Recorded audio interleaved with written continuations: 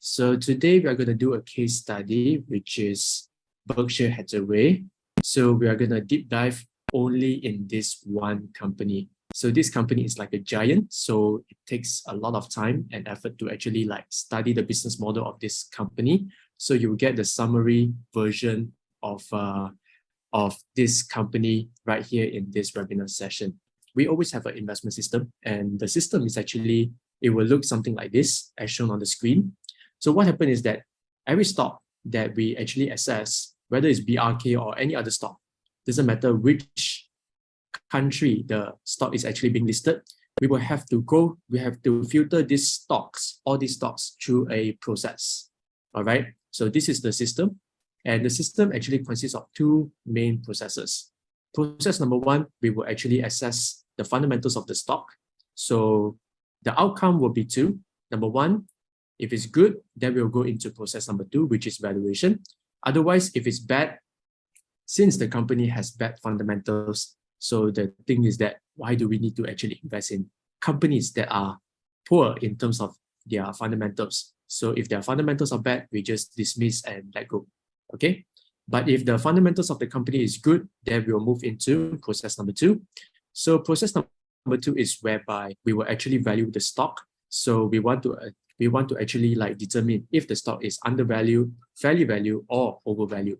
So if the company is overvalued, then we'll just keep them in our watch list. Okay, because a good stock that is fundamentally good, which is overvalued right now, doesn't mean that it will remain overvalued in the future. It might actually become fairly valued or undervalued in the future. So what we do is that we will just actually keep them in the watch list and wait for them to be more undervalued or fairly valued in the future.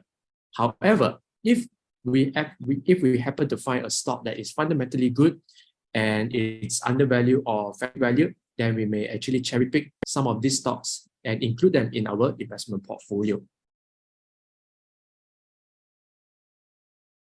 So our aim is actually buy BRK if its PE ratio is actually closer to 17.98, because this is the 10 years lowest. We will actually refrain from buying BRK if its PE ratio is actually at 32.68, because that is actually on the higher side. But to be honest, we don't wait to a specific time where the stock price, right, is where the PE ratio is at 17.98 so precisely. Okay, so what we do is that we calculate the average. So average is more like the fair valuation. Okay, so the fair valuation is at around 23.38.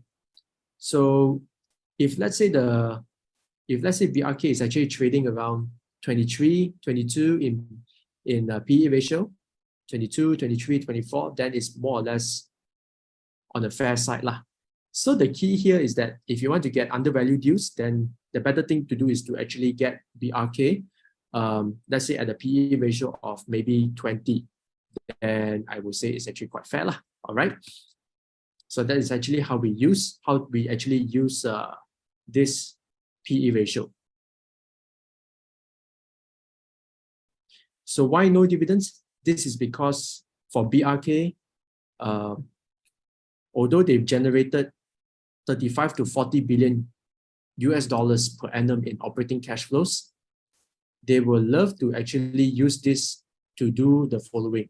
Number one, they will like to pump it back into building their stock portfolio. Number two, they will buy new businesses if they can. Number three, they will buy back their own shares. Okay. Number four, they will invest in capex.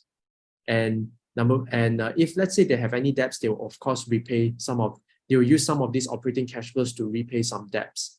But the last thing that they want to do is to pay out dividends to shareholders. Because in the US, dividend income is actually it's actually subjected to a 30% withholding tax. So because of that, they don't pay dividends. Now, so instead of using dividends, what we do is that we actually value the stock based on its ability to generate operating cash flow.